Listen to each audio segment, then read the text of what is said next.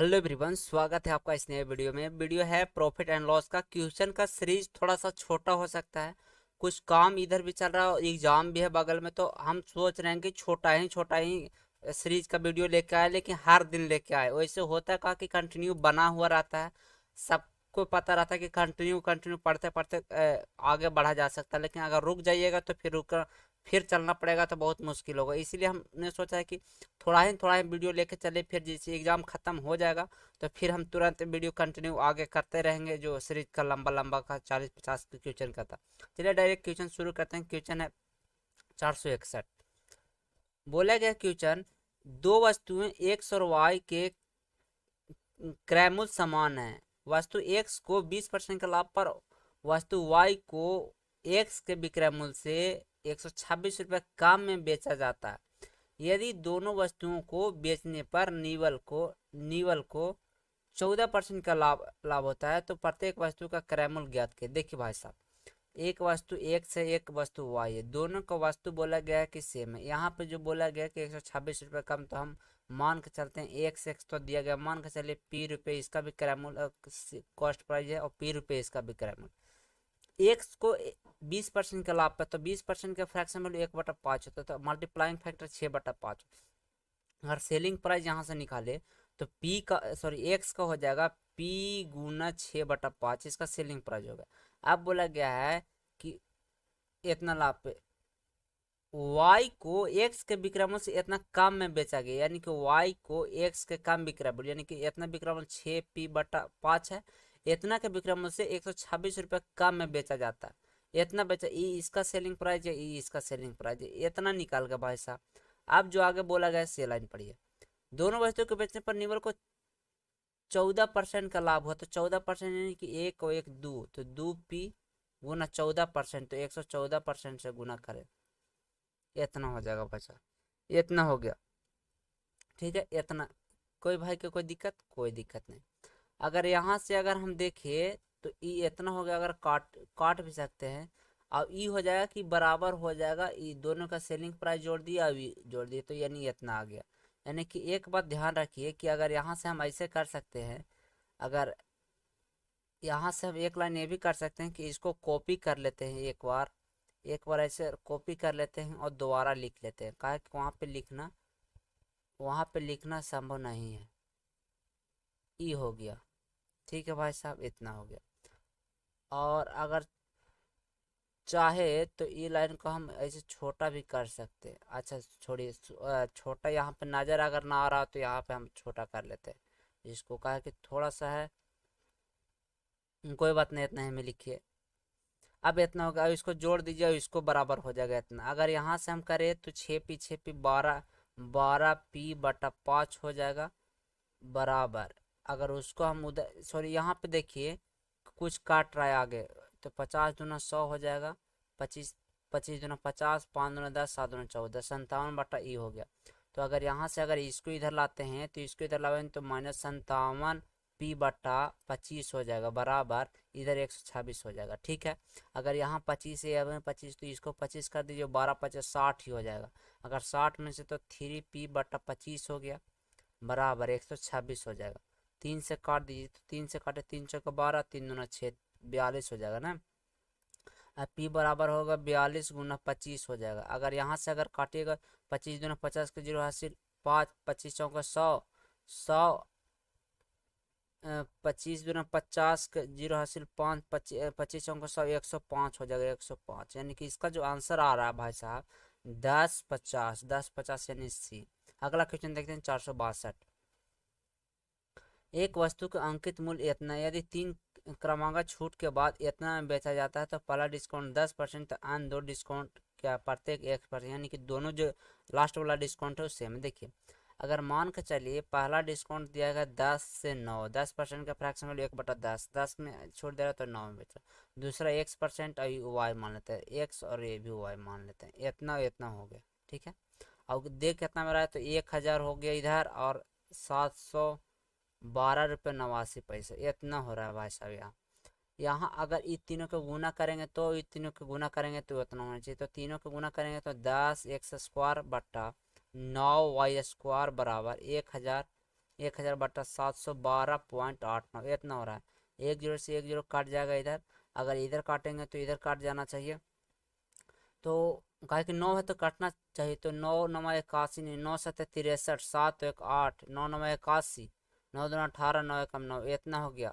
Point है तो 2 अंक, नहीं तो 2 को ऊपर जीरो देते। तो यहाँ पे एक्चुअली में जो बच रहा है वो ध्यान रखिए, जो बच रहा है यहाँ पे अगर एक्स स्क्वायर बटा वाई स्क्वायर के वैल्यू देखिए तो यहाँ पे तो 10,000 ऊपर में आ जाएगा, 10,000 बटा में 71, 71 21 आ रहा है यहाँ से। अगर स्क्वायर और रूट इधर करे तो कितना हो जाएगा, अगर स्क्वायर रूट अगर इसको अगर स्क्वायर रूट करे तो एक्स बटा यू वाई हो गया। अब एक्स बटा वाई अगर इधर करेंगे तो इसका निकल जाएगा, इसका हो जाएगा 100 और इसका हो जाएगा 81 यानी 89 हो जाएगा, यानी कि इतना हो जाएगा हम 89। तो अब जब 89 हो गया तो यहाँ से अगर करते हैं तो कितना डिस्काउंट दे रहा है, जैसे 89 यानी कि 100 में एक्स का वैल्यू 100 आ गया, वाई का वैल्यू 89 आ रहा है, कितना डिस्काउंट दे रहा है, तो डिस्काउंट हो जाएगा कितना, तो 11 डिस्काउंट हो जाएगा ना। 11 89 90 10 100, 11 डिस्काउंट कितना में 100 में, परसेंटेज निकालना तो 100% से 2 जीरो से 2 11%, यानी कि प्रत्येक का डिस्काउंट यानी एक्स का वैल्यू आ जाएगा 11। क्वेश्चन था यहाँ पे आप पता कर ध्यान में रखिएगा ये सब। जो जैसे देखिए यहाँ आ गया 89 के, तो 71 से आप ध्यान में रखिए कि 81 का 89 का स्क्वायर होता है 71, मतलब 71 21, तो ये सब बात ध्यान में रखिए हो जाएगा। अगला क्वेश्चन देखते हैं 463। बोला गया है एक वस्तु ए वस्तु को बी को 20% के लाभ पर और बी सी को इतना परसेंट की हानि पर, सी इतना परसेंट लाभ पर डी को बेचता है, यानी कि ए बी सी डी में। तो यहाँ से देखिए एक बात ध्यान रखिए कि ए बी सी और डी चार को अगर डायरेक्ट बोलता कि हमको ए और डी में दे देता और ए और डी के तो डायरेक्ट निकाल देते, लेकिन ए और सी का बोला गया है तो यहाँ पे आपको कैलकुलेशन करना भी पड़ेगा और बी का भी निकालना है। तो बी के वस्तु खरीदा है तो एक्स का मान देखिए भाई साहब, पहले ए बी को 20% का लाभ है तो 20% का फ्रैक्शन वैल्यू 1/5 होता है। अगर 5 में खरीदा है ये तो 6 में बेचेगा बी को, इतना हो गया। बी 15% के लाभ पर सॉरी 15% का हानि पर सी को बेचता है तो 15% का फ्रैक्शन वैल्यू तो 3/20, 3/20। अगर इतना हानि पे तो 20 में भाई खरीदा है तो 3 में अगर घाटा सा के बेचेगा तो कितना में 17 में बेचेगा, यानी कि 20:17 हो गया। अगला जो बात बोला गया है सी डी को 25% का लाभ पे तो 25% का फ्रैक्शन वैल्यू 1/4 होता है। अगर 25% यानी 4 में खरीदा है तो 1 लाभ यानी 5 में बेचेगा, यानी यहाँ से आपको यही कैलकुलेशन मिलेगा। आप रेशियो में आप जानवे करते हैं बराबर करना, तो 6 यहाँ कर दीजिए, 6 इधर से इधर चलेगा तो 6 6 कर दीजिए, इधर से इधर चलिए तो 20 हो गया, इधर से इधर चलिए तो 17 हो गया, इधर से इधर चलेगा तो 4 और 4 हो जाएगा।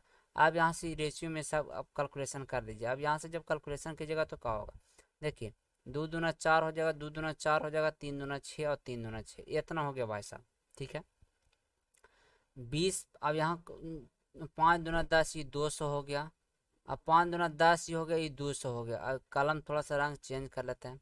अब ये 200 हो गया 200, और इसको करेंगे तो 6 दूना 12 दूना 24 240 हो गया, ठीक है ये 200 240। अब इसका करते हैं तो 4 17 17 चौका 68 होता है ना, 17 चौका 17 51 हो गया और गुना 4 तो 4 हो जाएगा और 4 5 20, यानी कि इतना हो गया। अगर इसको करते हैं तो 17 गुना हो जाता है 5 15 होता है, 17 गुना 15 तो 5 5 25 15 5 15 7 75 से 105 हो गया तो 10 बचा, 15 कम 15 और 10 तो कितना हो जाएगा 255 हो जाएगा, तो 255 ठीक है। यहाँ पे 255 ई लाइन को हम मिटा देते हैं, कहा कि ज़्यादा लाइन लिखा हुआ भी रहता है, सामने कैलकुलेशन कर लेते हैं किसी को कोई दिक्कत नहीं, लेकिन जो लाइन लिखा हुआ रहता है उससे दिक्कत ना हो इसीलिए हम इसको साइड कर देते। अब इतना हो गया। अब बोला गया है कि ए और सी के लाभ के बीच का अंतर, तो भाई साहब पहले एक बात ध्यान में रखा कीजिए कि जब ए और सी के लाभ के बीच का अंतर बोला गया है तो ए और सी डायरेक्ट यहाँ से ऐसे ना कर दीजिए। देखिए ए को लाभ कितना हुआ तो 40 लाभ हुआ, और यहाँ पे ए और सी को लाभ कितना हुआ तो 40 लाभ हुआ। अगर यहाँ से हम दूसरा पेन ले तो ए और सी को देख रहे हैं कि 40 लाभ हुआ, ए को लाभ हुआ 40 और सी को कितना, तो सी यही तो बेच रहा, तो सॉरी सी को लाभ कहाँ से होगा, तो सी लाभ होगा, सी डी को बेचेगा यहाँ लाभ होगा, तो कितना तो 1 और 51 51 का लाभ, मतलब 51 का लाभ। अब बोला कि ए और सी का ए और सी के लाभ के बीच का अंतर, तो कितना अंतर हो रहा है, तो यहाँ से 11 अंतर हो रहा है। अब ये 11 है तो वही दिया गया 132 दिया गया और एक्चुअली में 11 है। बोला है कि बी ने 100 रुपये में वस्तु खरीदी, बी कितना रुपये में वस्तु खरीदा है, तो 240, तो 240 का इसका निकालना पड़ेगा। तो 11 का में 11, 11 दूना 22 हो गया, 12, 10, 12 दूना 24, लास्ट में 8 होना चाहिए, 10 लास्ट में 8, यानी कि इसका आंसर डी हो जाएगा। अगला क्वेश्चन देखते हैं 464। एक व्यापारी एक वस्तु को बेचकर 29% लाभ अर्जित करता है।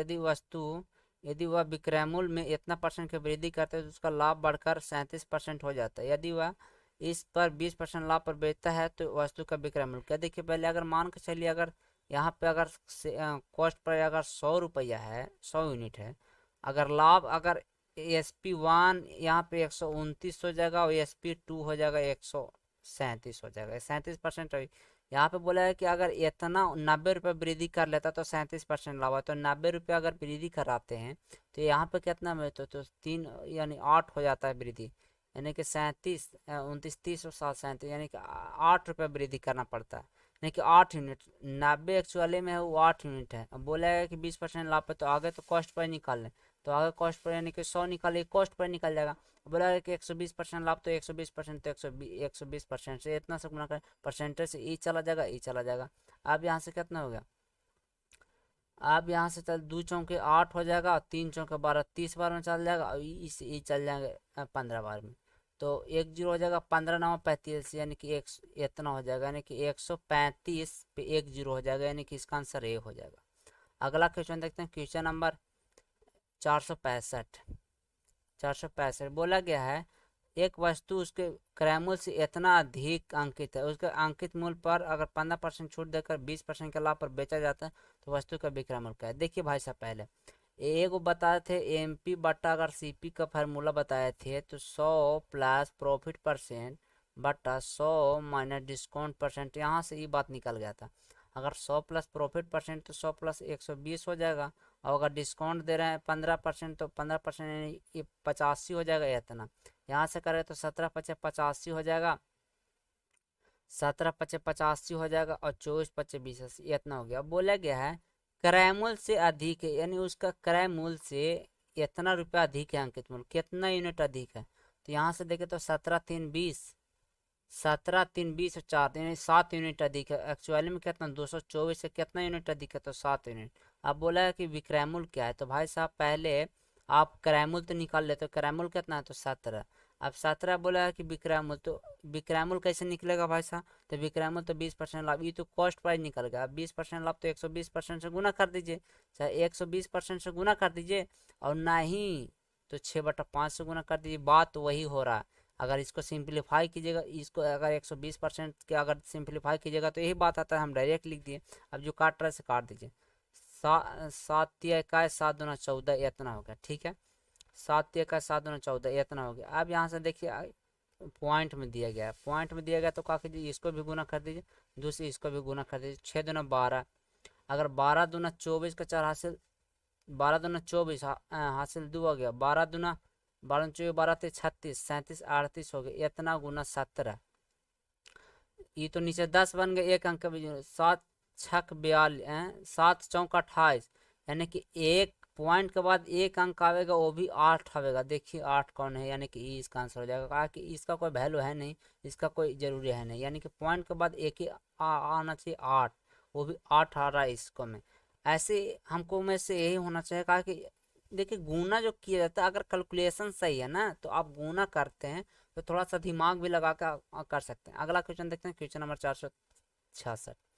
एक वस्तु की इतना में बेचने पर इतना % की हानि होती है, जो वस्तु की इतना में बेची जाती है तो लाभ पड़ती है, यानी कि 425 रुपया, यानी कि इतना 425 रुपया 25 पैसे में अगर बेचा जाता, बेचने पर इतना % का हानि होती है, यानी कि इतना हानि होती है, यानी कि 94.5 में बेच रहा, तो इतना में बेचा जाए तो लाभ कितना होता है, यानी कि लाभ % निकालना, 100 यूनिट निकाल ली, कॉस्ट प्राइस आपको निकल जाएगा 465.75 में अगर बेचा जाता है तो लाभ कितना हो जाता है भाई साहब। तो एक बात ध्यान रखिए, इसको काटी, देखिए 2 जीरो हटेगा तो 2 जीरो यहाँ आ जाएगा, और 2 जीरो यहाँ से कीजिएगा तो 1 जीरो यहाँ, यानी कि एक जीरो से एक जीरो, एक जीरो से एक जीरो, यानी कितना, यानी ऊपर में एक जीरो बचेगा। अब जो यहाँ से कैलकुलेशन जो करने वाला आता है, यहाँ इसको काटिएगा तो 45 बार में चला जाएगा। आप कैलकुलेशन इसको करके देख लीजिएगा खुद से। 45 बार में एक जीरो, यानी कि 450 आ गया सीपी, और 465.75 यहाँ से आ गया। अगर यहाँ से आप कैलकुलेशन देखें तो कितना है, तो 1 और 5, 15 रुपये 75 पैसा। अब कितना पे, तो 450 रुपये पे। और परसेंटेज निकालना तो 100% से गुना कर दीजिए। एक बात यहाँ ध्यान रखिए, अगर 10% निकालते हैं तो 15 निकलता है, अगर 5% सॉरी 10% यानी 1% निकालते हैं तो 4 निकलता है। 4 अगर निकालते हैं तो 4×3 = 12, 4×4 = 16। 4% भी निकालते हैं तो 4×4 = 16 चला जाएगा, यानी कि 4% से अभी हमको कम आवेगा, यानी कि ये तो ढेर है। अभी 4% तो होगा नहीं। अब एक ही अगर 3% निकालते हैं तो 4×3 = 12 ही में अटक जाते हैं, तो 3% भी नहीं होगा, तो एक ही को, यही ऑप्शन, ऑप्शन से छाड़ दीजिए इसको। अगला क्वेश्चन देखते हैं 467। एक ए ने एक वस्तु बी को 20% की हानि पर बेचा है, जो इसे सी को 18% लाभ पर बेचता है। बाद में सी इसे 10% के लाभ पर डी को बेचता है। यदि सी इतना रुपया लाभ कमाता है तो ए की राशि कितना। देखिए भाई साहब, पहले ए एक वस्तु को बी को कितना में बेचा, तो 20% का हानि पर। अगर ये 100 रुपये में खरीदा होता, तो ए अगर 100 रुपये में खरीदा होता तो बी कितना में उसको, अगर बी खरीदता तो बी 80 रुपये में खरीदता। अब बोला गया है कि सी इसे 18% के लाभ पर बेचता है, तो सी यहाँ पे जो दिया गया है, बी इसे 18% के लाभ पर बेचता है, सी को 18% के लाभ पर बेचता है। सी 18% के लाभ पर अगर सी को बेचता है, तो यहाँ से देखिए, अगर 80 है, अगर 18% निकाले तो 18% ऐसे आप कर सकते हैं, परसेंटेज इतना हो जाएगा, यानी कि इसका मतलब इतना, एक जीरो से एक जीरो, 18×5 = 90, 144 हो जाता। ये इतना। और अगर उसको मैं, यानी कि 80 में, अगर 80 में 14.4 जोड़ दीजिए तो कितना हो जाएगा, 4, 4 और 9, 94 रुपया, 94 रुपया 40 पैसे हो जाएगा। अब ई लाइन को हम साइड कर देते, तो ध्यान रखिएगा ये बात कैसे कैसे हो गया से। कहा कि जब कैलकुलेशन करते रहते हैं तो ध्यान रखा कीजिए कि कैसे कैसे कैलकुलेशन हो रहा है, तो थोड़ा सा दिमाग काम करेगा। सी इसे 10% के लाभ पर डी को बेचता है, और डी को 10% के लाभ पर, अगर इसका 10% निकालेंगे तो 10% निकालेंगे तो कितना, 9 रुपया 44 पैसा हो जाता। 9 रुपया 44 पैसा हो जाता।